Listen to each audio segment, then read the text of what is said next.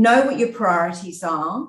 And like, look, I have to tell you, I work with, and I have worked with some fabulous men and women, great people who, have taught me new levels of efficiency, have taught me how to juggle. But at the end of the day, you have to learn one skill, which is saying no. And it's all about how you say no.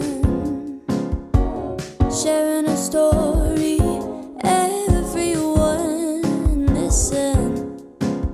Wind in her hair, rolling toward the unknown. When you're riding the big wheel, you're not. Today, I'm talking with Veronica Grigg, President of Asia, Crawford and Company, a global provider of claims management and outsourcing solutions. Veronica is a noted authority in her field and has been recognized as a trailblazer to reinvent the claims experience. Thank you so much for joining me today. Hi, Michelle, and wonderful to be here with you today. And I note that our time zones are completely reversed, so evening for you, morning for me, but such a pleasure to be here.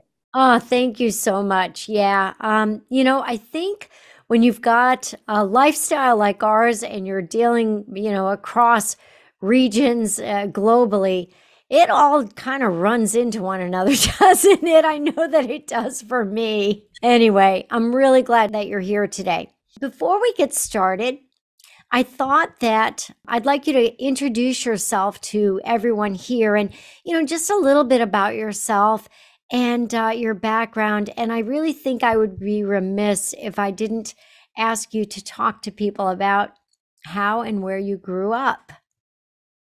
I'd love to. So I'm living in Singapore in Southeast Asia at the moment, but it's far, far away from where and how I grew up. So I grew up in Australia, as you can probably hear from the accent. In there. Grew up in Australia in country New South Wales. So it's the east coast of Australia, about 4 hours drive from the largest city that was nearby.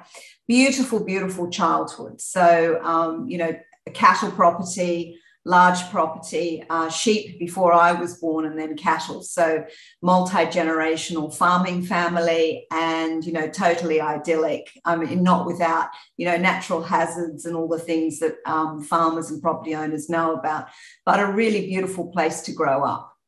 That's so great. You and I were talking about that, Veronica, and you were discussing how that really has helped shape you as a leader. Just resilience and just the way that you are. Can you just share a little bit about that? I think it's fascinating. Yeah, Michelle, I think there's maybe something a lot of people listening today will have in common. Certainly when I grew up, there wasn't the technology that's available today. So marry that against a backdrop that's more remote. An Australian rural setting where the nearest country town is a drive away, let alone a city. So I was already quite old before I had seen the ocean, before I'd seen the sea.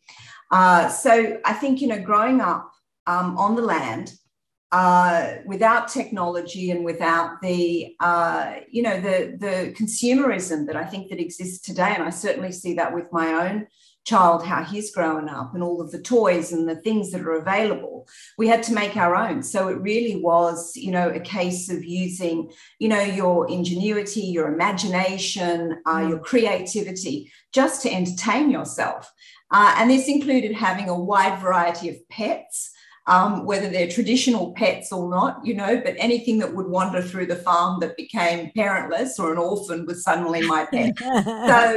So all of those things, I think, shape you. You can entertain yourself. You can get yourself out of trouble. I think you have an inbuilt risk management system, which has been useful for a career in insurance. But I think, all of that does definitely shape you and how you are and how you would look forward to social interactions because you're on your own or with your family for such long periods of time. That's just a great perspective. You just mentioned claims management. Can you help people just understand, for those that are listening at the heart of it, what is it that Crawford and Company offers and what is it that you do?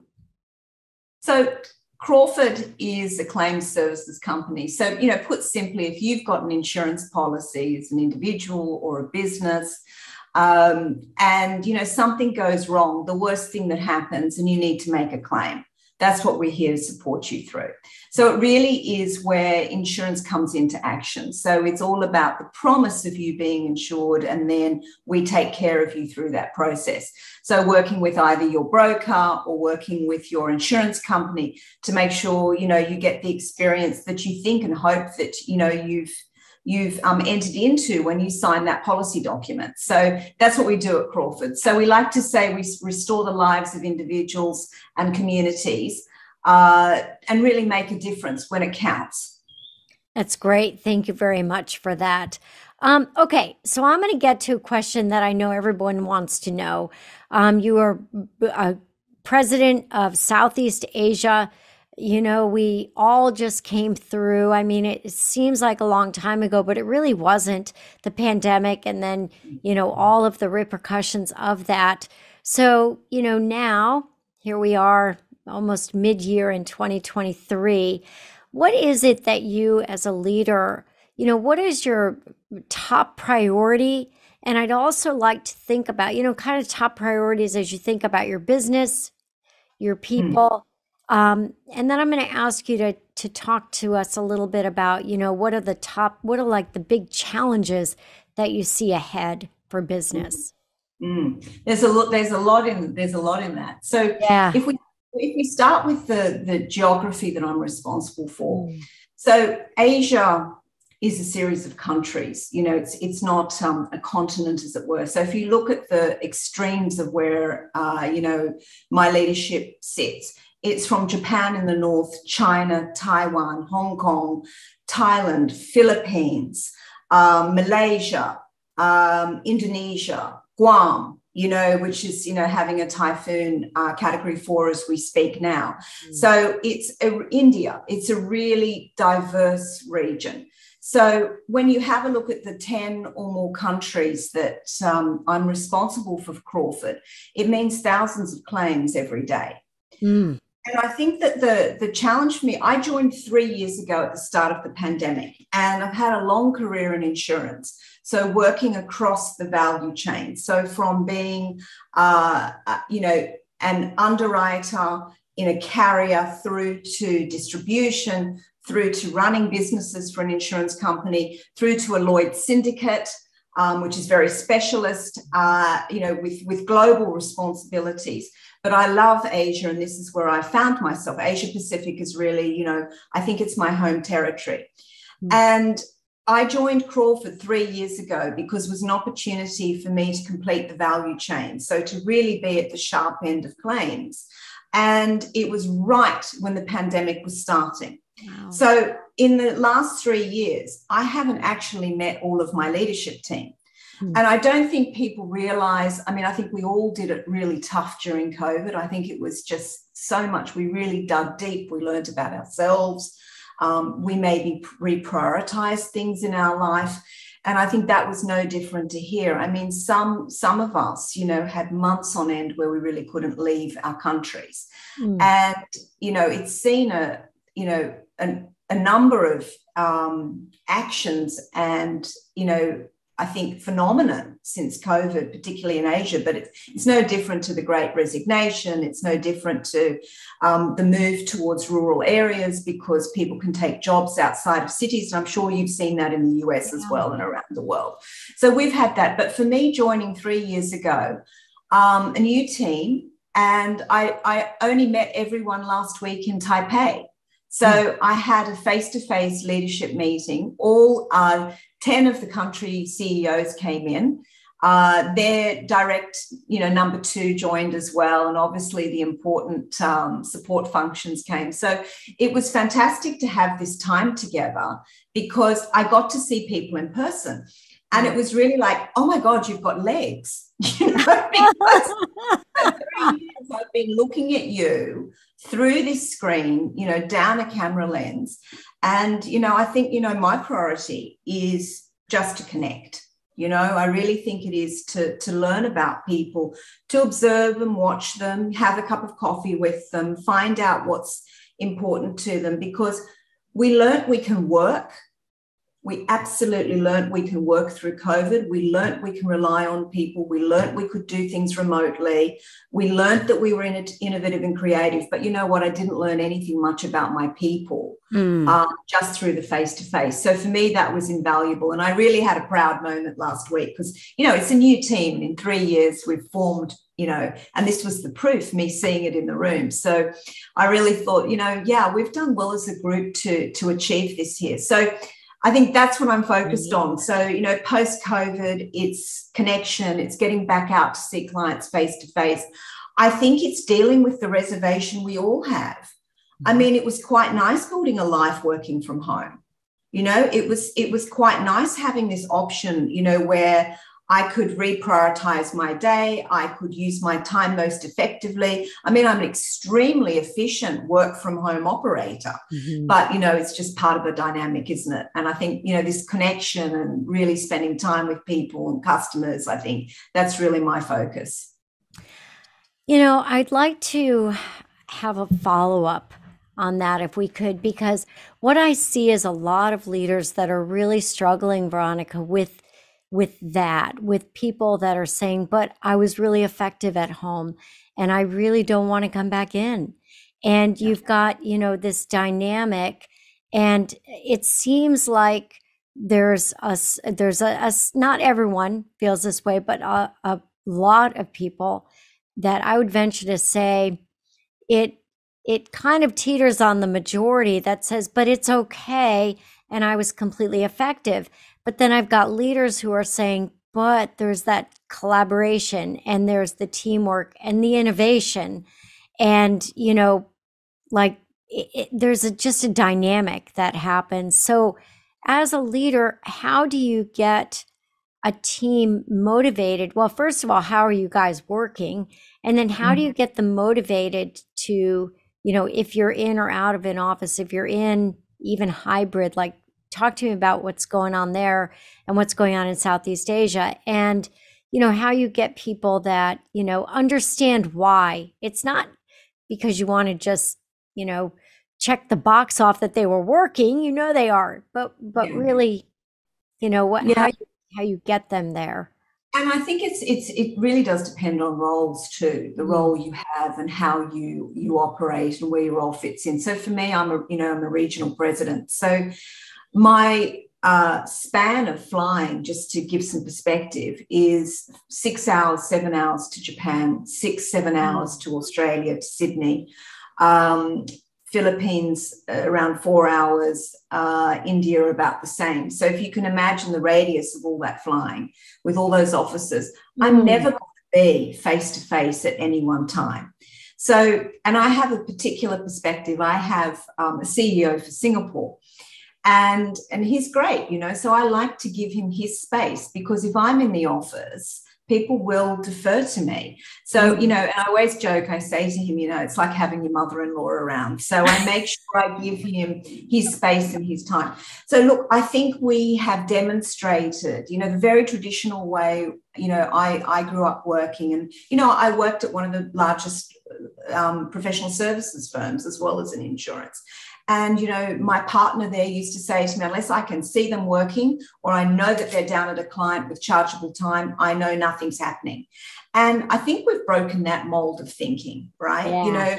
And we've fast-tracked the use of technology. I mean, look at us today. You're in New York City. I'm in Singapore. We're at opposite ends of the time scale, and, we're having a great conversation. I think we've shown we can do all of that. So it just, for me, I think speeds up the productivity, the efficiency. I think that's some of the advantages. What I found during COVID is my eyesight started to suffer because I'm doing more screen work. And don't mention age, but, I did start to see the changes coming in because I'm at the screen all the time. What I find I was missing is the downtime. Get up, go and have a cup of coffee with someone, change the environment where we were working. You might be in a large meeting room, you might be in an office, you might walk out to a client interaction. So I found my days were certainly productive at home, but maybe not as fulfilling. I know that's you can find your energy however you want to. I think we all get very good at that, particularly being women. But I think there's a piece. I missed some of the downtime. Just being able to take 10 minutes to walk to the restroom, to take 15 minutes to go and walk to a client. I wasn't doing that. The last 3 years. Yeah. It's funny because I love the technology as well, but like you just mentioned, I'm here in New York, and oh my God, I think I had 7 hours of Zoom meetings today. Like, I'm not getting up, my back is sore. I'm like, oh my gosh, you got to be kidding me. It's very different, isn't it? Because I'm like working remote right now. Yeah, it's pretty crazy. Okay, so thank you for that perspective. I really appreciate it. I know that a lot of leaders struggle with it. And they're trying to figure out, just that balance. So I know that that your perspective is appreciated there. So tell me this, as you think about your clients, I've got to ask this question. I'm assuming that a lot of that work is face to face, and during the pandemic, it really wasn't. How have you found that your buyers, maybe their needs have changed, how they want to interact and interface with you? Just what's evolving there, and how have you all adapted to that, if any changes have happened at all?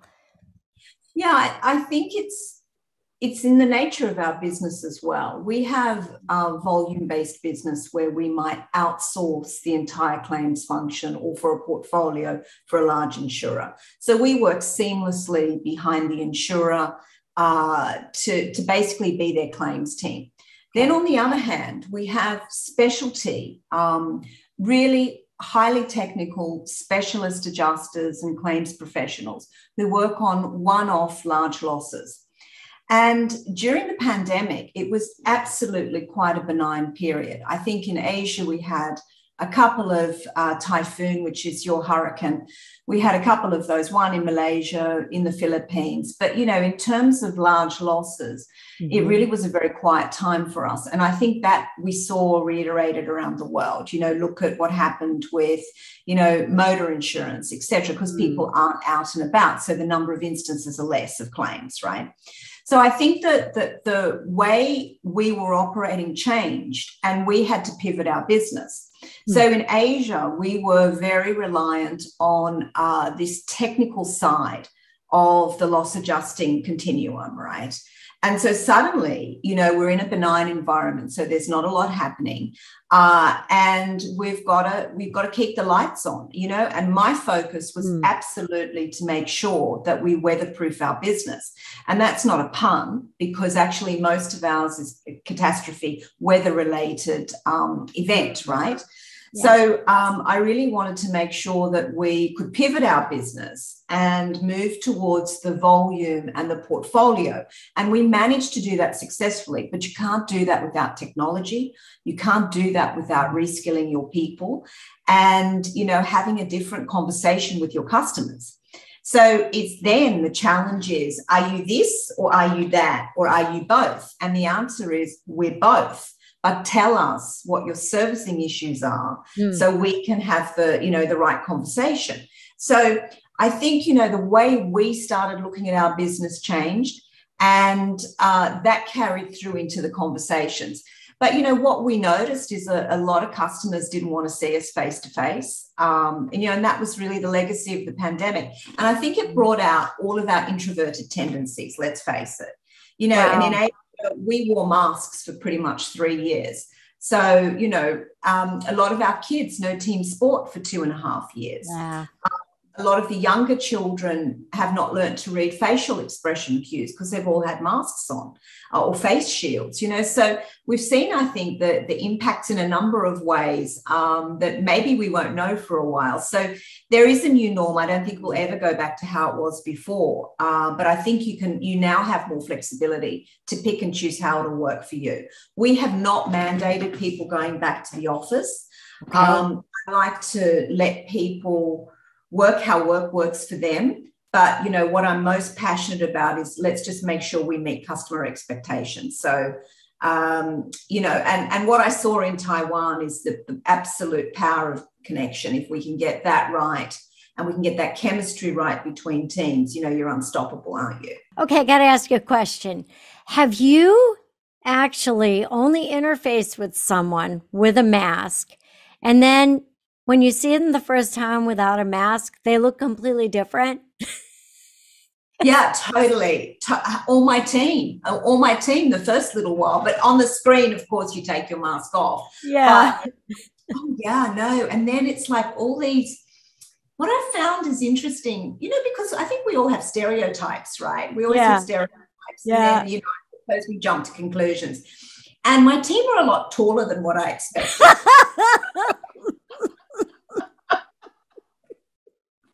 So we were laughing about that. Oh, my word, you're all so tall. We were all saying that to each other. So, you've got to find humor in the situation because, there certainly are awkward moments, right? Yes. And one of the things that we always say is, thank heavens we invested in dental plans. So, we've been refreshing what we do in our staff medical, etc. And we were all saying, well, COVID and removing the mask towards the end, good dental plans and optical. So yes, I think there's many, in a lighthearted way, we can look at, the impact of COVID, but I think it really has shaped the way we'll work in the future. Yep, I believe that's right. Okay, so I got an interesting question for you.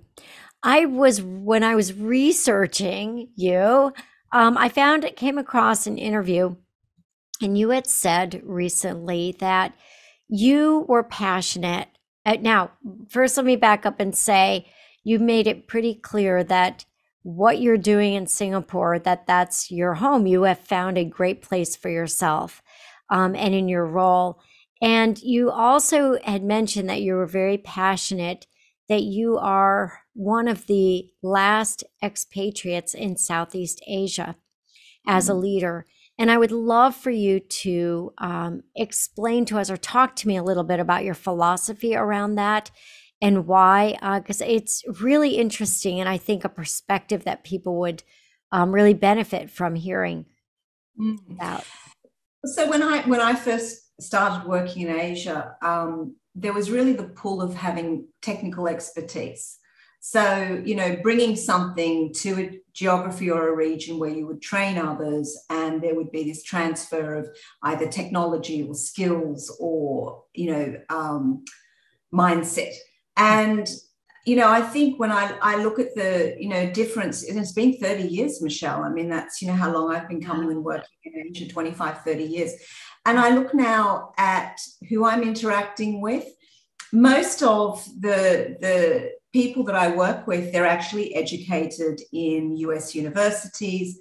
And it might be a franchise of a US or Australian or British university here in Asia. So, they speak 2 and 3 languages. I think we've got a lot of talent here.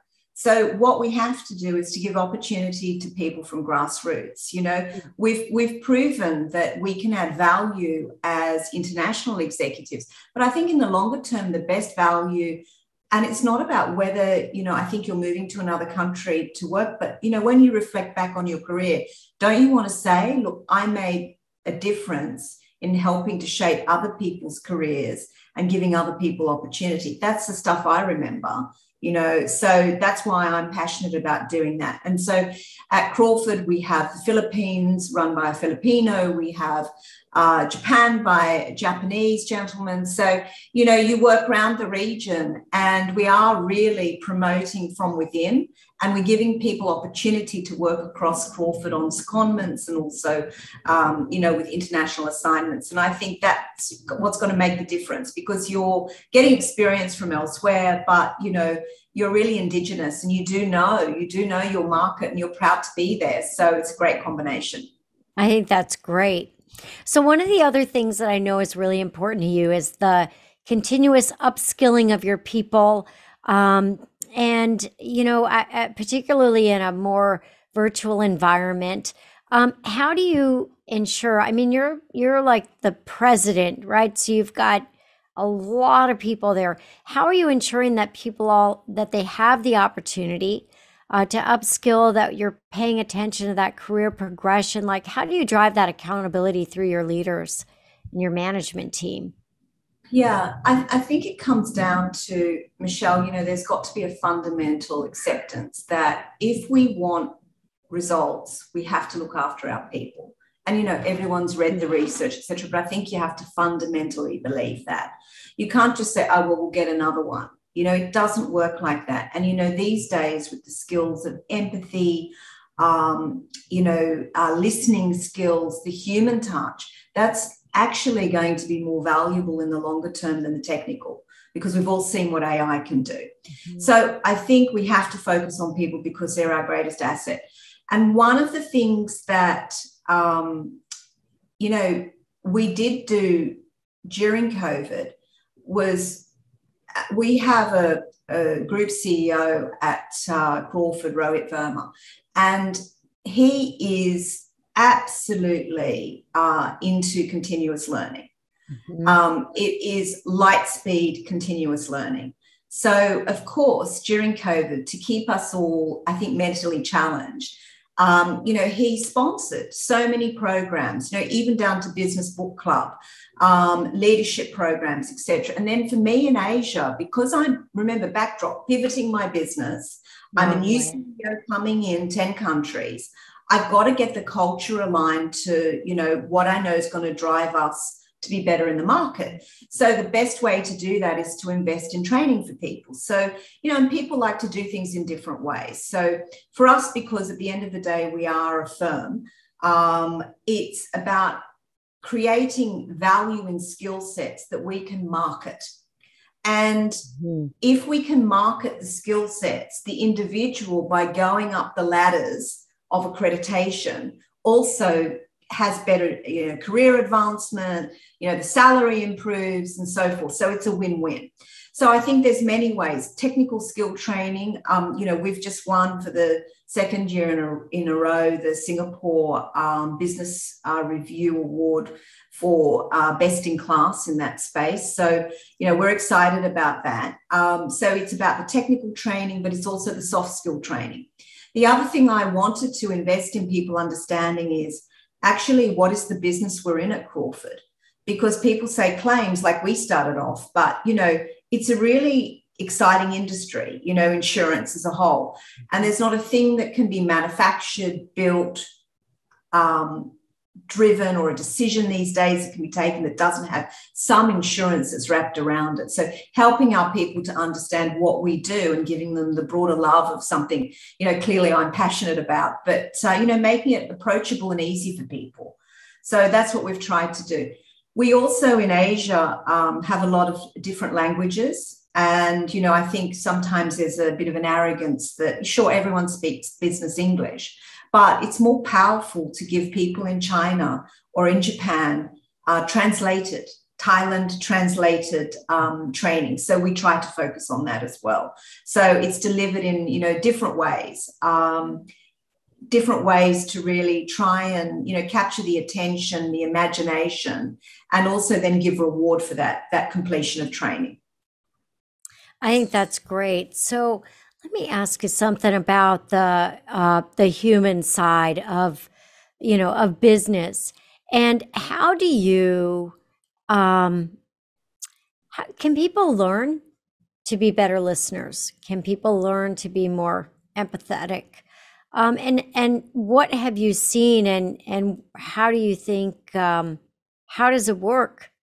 Some people say it's personality, right? But what do you think?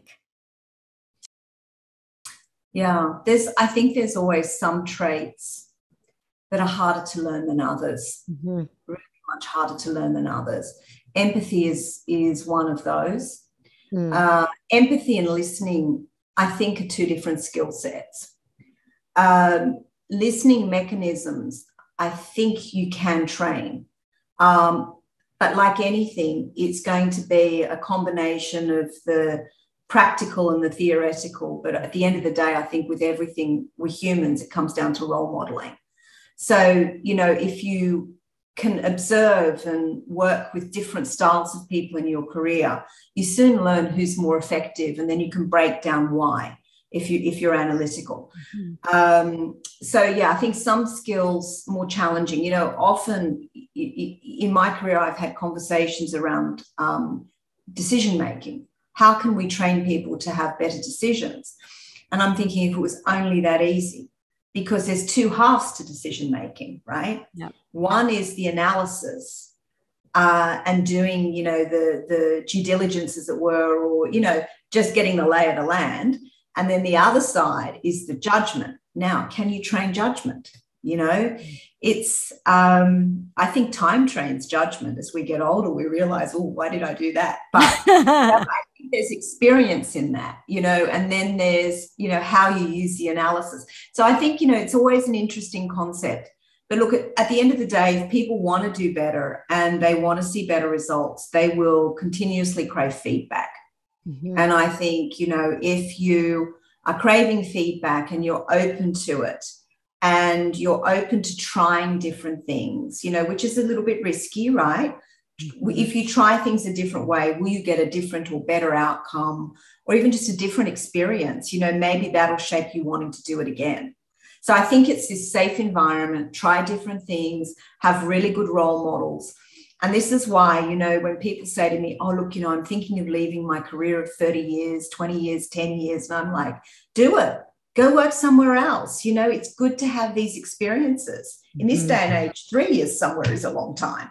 I know, you're right So I about think all of this, you know, helps to train some of these skills, which you can't necessarily get from a book. You know, that's listening, empathy, judgment, decision-making. Yeah. All right, so now I want to talk about you for a minute. And well, we're talking about you through this whole podcast, but I'm going to ask you a question.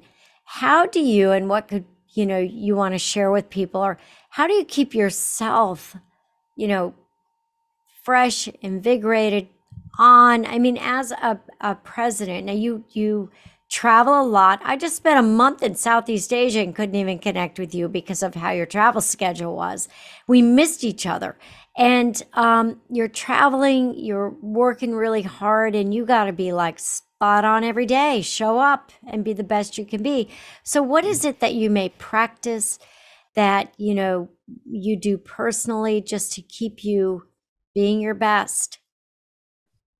Oh, so many things. But, you know, it's just the school of hard knocks, Michelle. Hmm. You know, just over the years, I think you hone what works for you.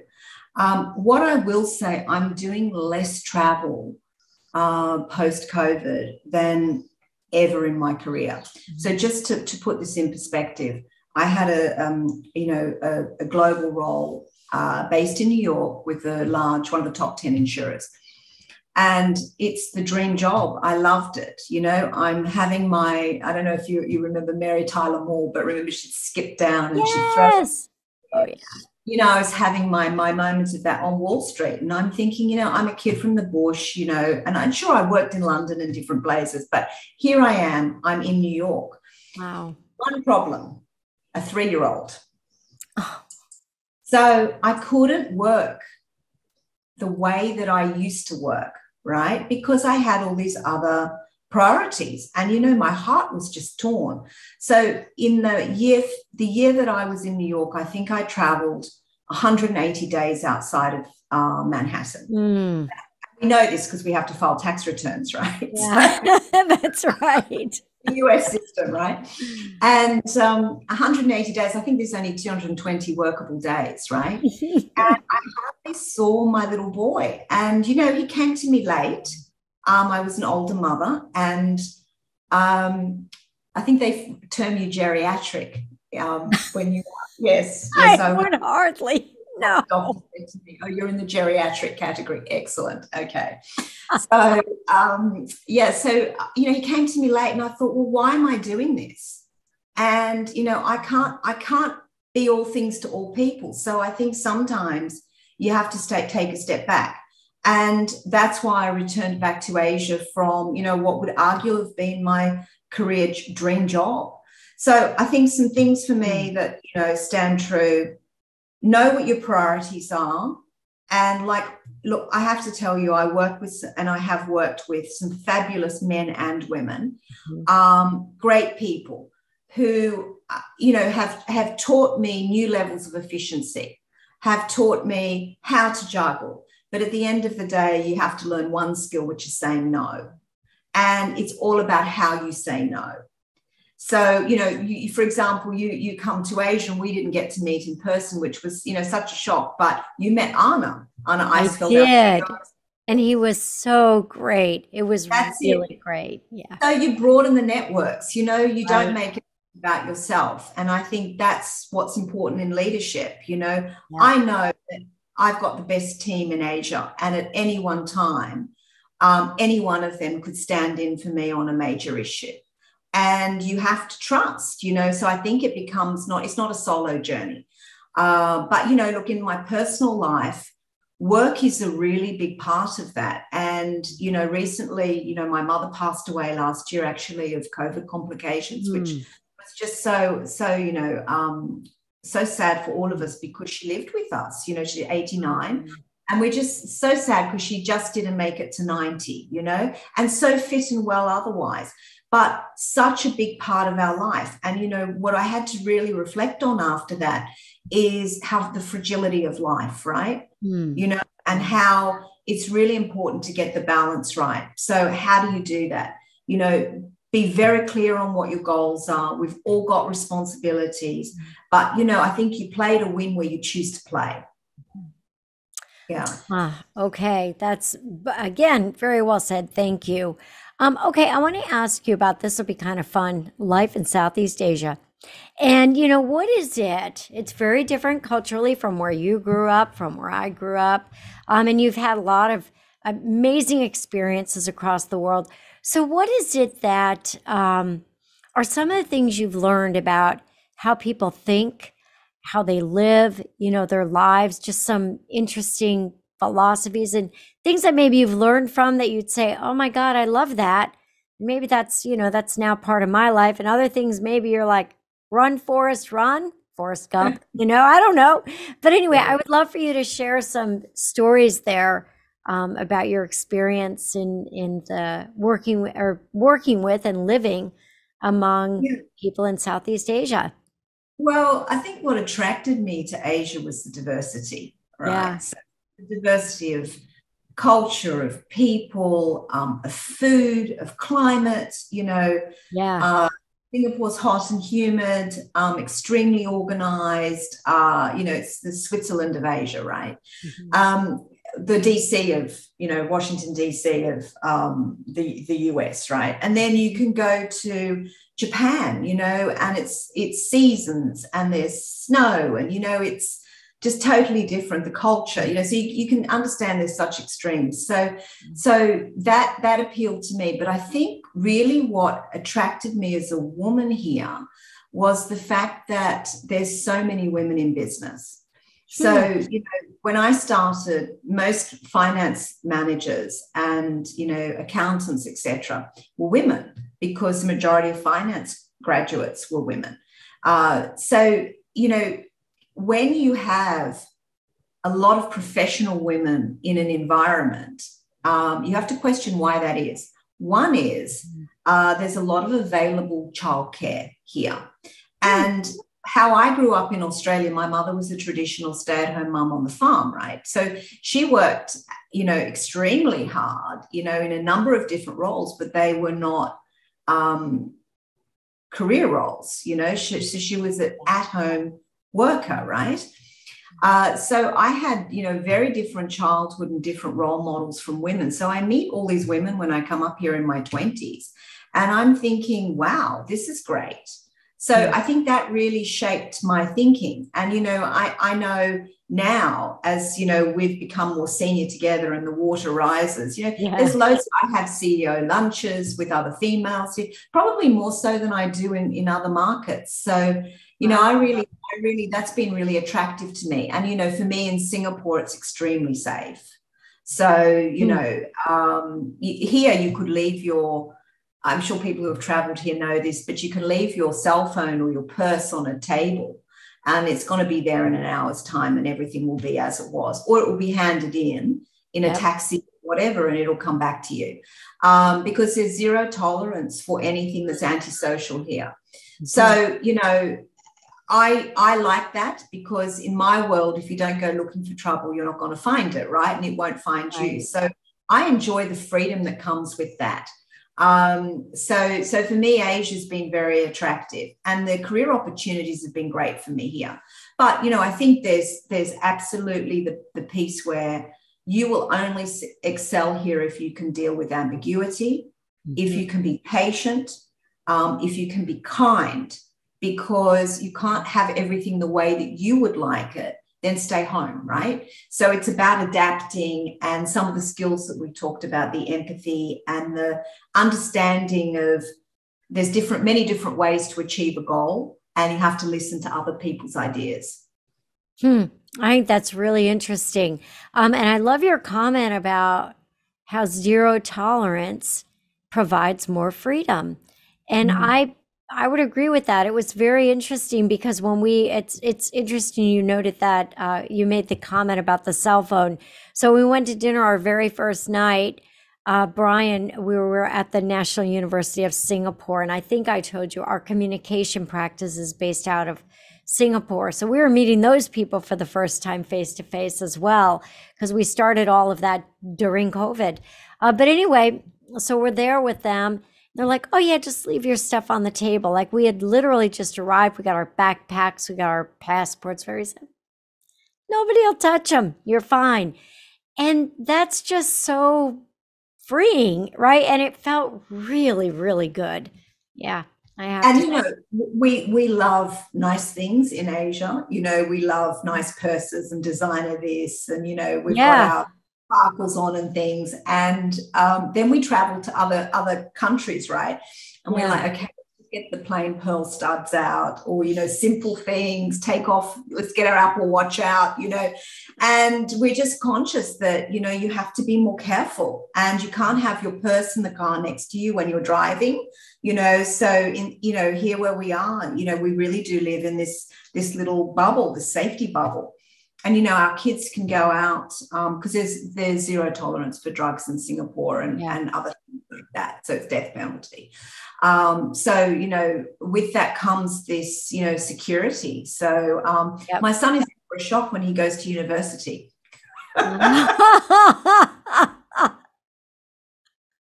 That's pretty funny. All right. So I want to ask you to share with us just a story or two, maybe from your personal journey. So something that may have impacted your life, shaped, you know, decision, you know, that just something that you've done that you could share with others, and, you know, what the outcome of that was. There's so many stories, you know, there's so many stories behind, I think, every person. There's, you know, so many experiences that shape us. I started this podcast.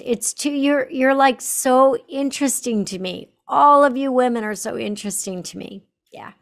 And, you know, that's, you know, one of the stories I would have for you is I often think about what I want, you know, my future to look like. And it's not about that I've achieved this, or I've done this, or I have this. I increasingly feel it is about the close friendships we make along the way. And I think to myself, if I can, you know, have 5 to 10 close relationships, I'll be really, really fortunate, you know, but you have to work on developing those over time. And, you know, even I have, you know, even former boyfriends, you know, long-term relationships, we're still friends because I say, you know, we met each other in our 20s. Where are you going to meet someone that you're going to know for, you know, 30 odd years again? It's unlikely. So I suggest we stay and work on being friends, because you have so many shared experiences together. Likewise at work, you know, and my clients, you know, I like to build long-term, and they become friendships because, you know, the hallmarks of being a good friend are that you're reliable, that, you know, you work honestly with someone, you know, and you have your own list of what's important to you in a friendship. So do I, right?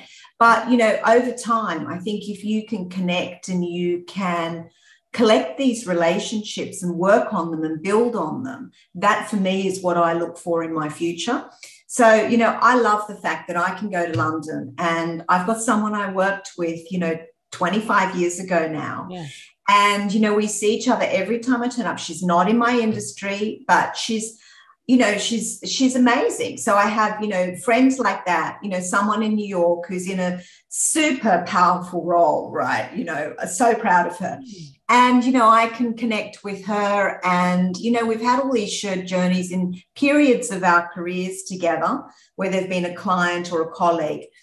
And then, you know, where I've worked through organizations, I have people that, you know, then I've hired again when I've had increasingly larger roles and could bring them into the business. So I think that, you know, for me, that's one story. I think, you know, find what's important to you and make work for you. You know, I think in when I first started, I saw work and personal as very separate. Mm-hmm. And I think now as I'm getting, you know, certainly towards the mid stage of career, best yet to come, I'm sure, is that I see the intersection more fully. So I think that's one thing, you know, an insight for me. You know, the road best traveled is the road where you're not alone. So I think that's important for me. Yeah, so many stories. But I think that sticks out. Yeah. Michelle. Yep. I want to ask you about reinventing the claims experience. So you are known as a trailblazer. You are known as an inventor. You are known as someone that knows how to reinvent. And so I'd love to just talk about, you know, what are you doing there? What's your approach? How do you bring the organization along? And what would be really great would be if you could leave us with maybe 3 things, pieces of advice for people that are looking at reinventing something within their business. Yeah, reinvention is tough because it involves absolutely reviewing how and what you do. Mm-hmm. And, you know, change for anyone can be painful, right? You don't change.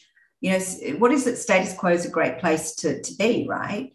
And a lot of people just want to come to work and do what they've got to do, you know, have the connections, just do enough, etc. And I get that. I totally get that.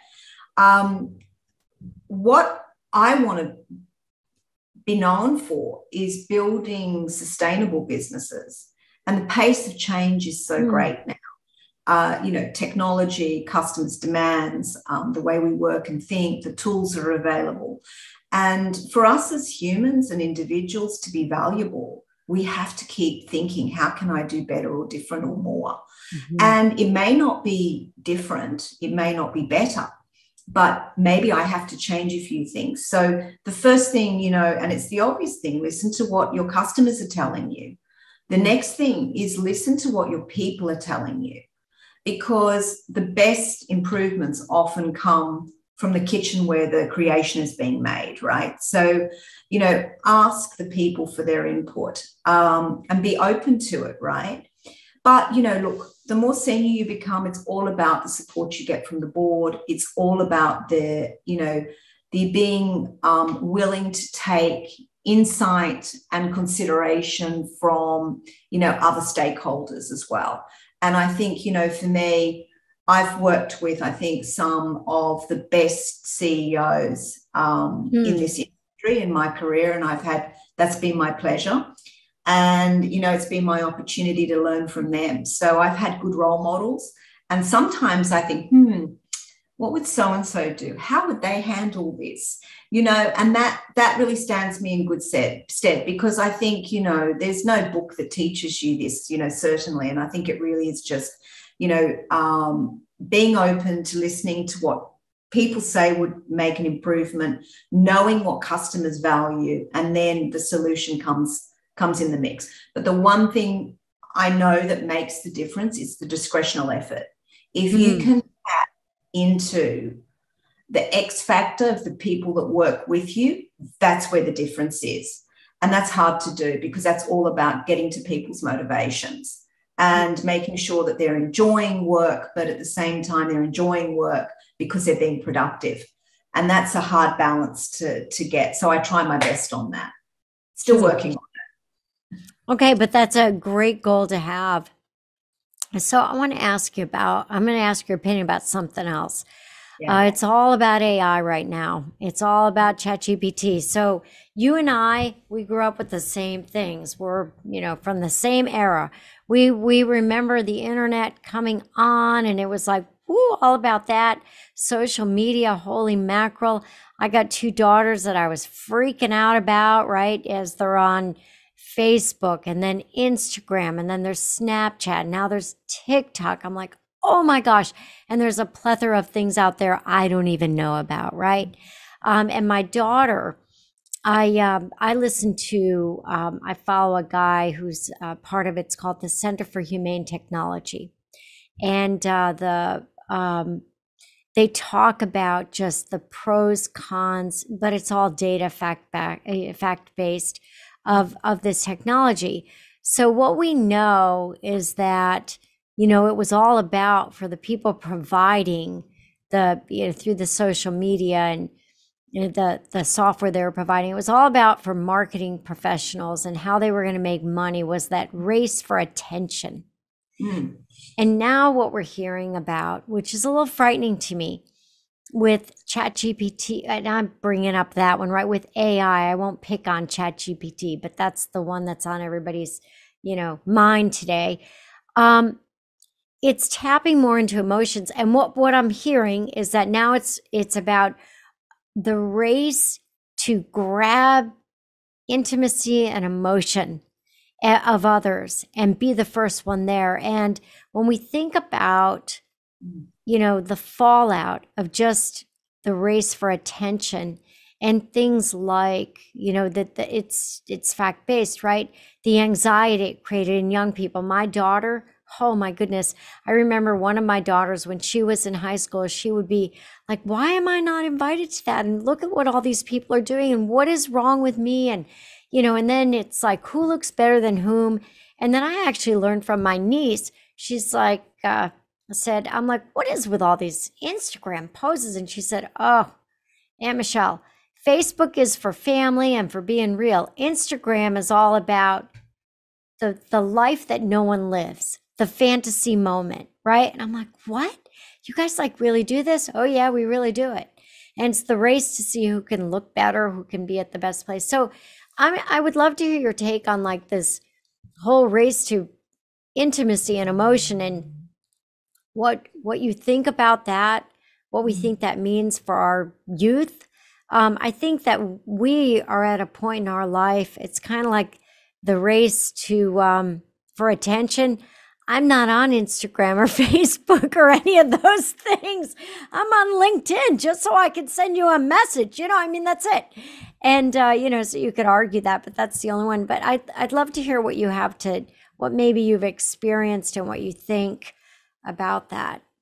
I think too much of anything is always going to be a problem. Mm-hmm.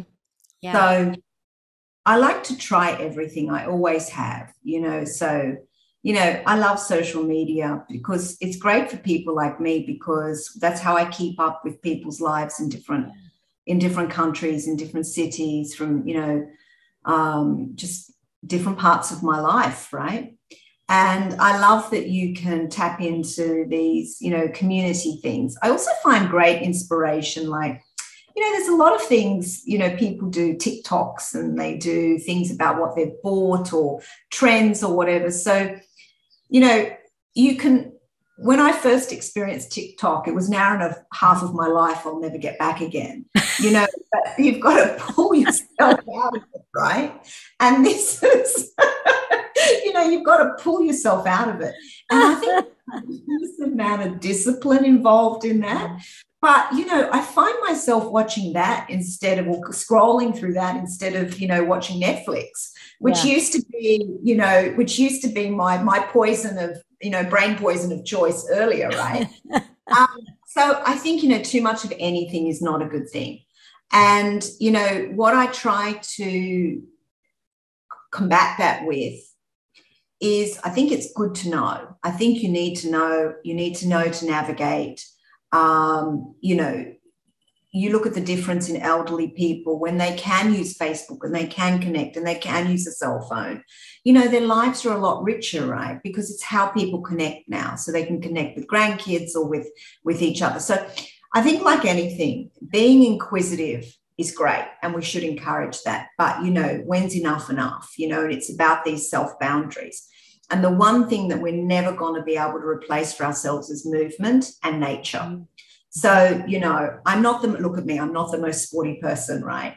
But I love getting out for a walk with my dogs. I've got 3 toy poodles, 2 cats and some fish, but, it's like, Sue's got nothing on my house. But, I love getting out for a walk. And it's not that, I'm doing, it's not so much how many steps and all of that. It's just the mental space and the release. And I'm always saying to my son, can you not put your earpods in or your Max headset and all of that? Yeah. Can you just listen to the sounds around you? And also, if you're in another country that's not Singapore and not as safe, you're probably going to get mugged. So, can you just listen to what's going on in your surroundings? So I think, there's an enormous amount of discipline, like anything. Not to overeat, not to get, too into the socials, but I think try everything. I mean, at the end of the day, life is a buffet, right? So you have the opportunity to pick and choose, but it's when to kind of check yourself, right? And this is the challenge, I think, for young people. And the way that people learn has changed so much. And then, how they work in the workplace, the norms are so different. So I think we're still finding our way and we've got to be flexible in doing it. I think that's great. And actually, you taught me something. Life is a buffet. So I guess you just don't want to do the all you can eat and overeat buffet. Just kind of balance it out. Don't go to the cheese food first. That's great. Okay, so here's the last question that I love to ask everyone on my podcast because it's always a fun one, which is, imagine that you have all of your wisdom and knowledge that you have amassed today. But let's say you had that in your 20s. So this is a little bit different than if you could talk to your younger self, but it's like you are 25 and you have everything you have in your head right now, right? All that knowledge. And what that school of knocks looks like, the hard knocks look like. Is there anything you do differently, or how do you think something might have been different in your life, or maybe nothing? Look, there's many things. Before you here is many battle scars. Like they don't. All of them don't show, right? And I think that's any woman. But you can't go back. You can't live in the past. You've got to move forward. And I think some things, what would I tell my younger self? And, I try to do this actually with my son who's 14, right? I say, just try things, so what if you're not good at it? Just try, have the experience. For me, I would say take things less seriously, but then if I did, I wouldn't be where I am today, So it's a bit of a chicken and egg argument, isn't it? Right. Yeah. But look, I think overall, have more trust in yourself so that you can be more fearless. I think that is absolutely number one. Another thing I would say is don't be afraid of change. There will always be another chapter in the Chronicles of Veronica. Yeah. There's endings for a reason, but there's also beginnings, right? So I think that's another thing. So not to be afraid of change. And look, wherever you go, find your friends, find your tribe, surround yourself with like-minded people. If you don't click, maybe that's for a reason, and find the people that, you want to be having a glass of wine with, or be in the cheese room with when you're, at one of the latter chapters in life. I think that's great. And your response is something that anyone at any stage of life can adapt to. Look, I just tried a new thing, right? I went diving. I became scuba certified this past year. That was one thing I did in Southeast Asia. I thought, I'm not going to go all the way to Southeast Asia to find out that Bali is one of the top diving places in the world and then not do it, right? But my younger self might not have done that. So anyway, it's well said. So that's great. You're trying different things, new skills. Social media will be next for you, your way. I know, you got me thinking about that. You actually made me think about, I'm going, Anyway, okay. Yeah. So stay tuned on that one. So I want to thank you so much, Veronica, for being here with me today. It was really fun. I enjoyed the conversation. I hope you'll come back. You've got great stories, great things to talk to everyone about. And thank you again, and enjoy your day. I will. Thank you, Michelle. Absolute pleasure to talk to you as always. And enjoy New York. Thank you. And family. Thanks so much.